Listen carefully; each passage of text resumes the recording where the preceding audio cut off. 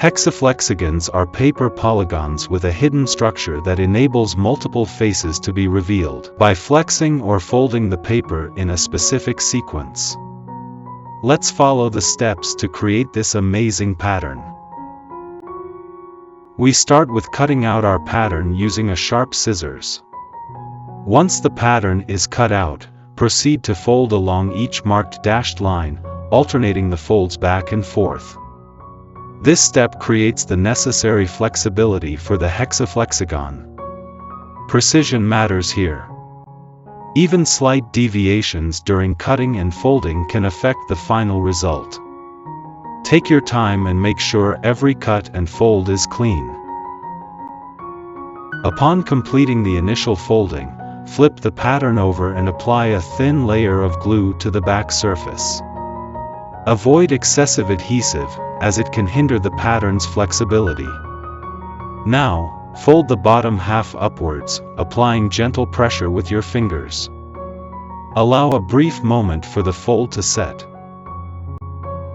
Next, we fold the paper along the indicated line. Your pattern will gradually take shape. Once again, fold the paper along the designated line, ensuring the folded part overlaps the bottom portion. Now, rotate your pattern. Apply glue to the marked areas and securely join them together. Your hexaflexagon is almost done. Notice that the front side has a complete image while the back side looks fragmented. This is normal, as we will unfold the pattern from the front side. Allow a few minutes for the glue to dry. Then proceed to fold the pattern once more along each indicated line.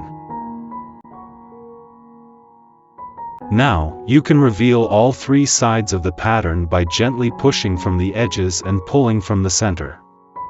Each manipulation will unveil a new face, showcasing the captivating nature of hexaflexagons.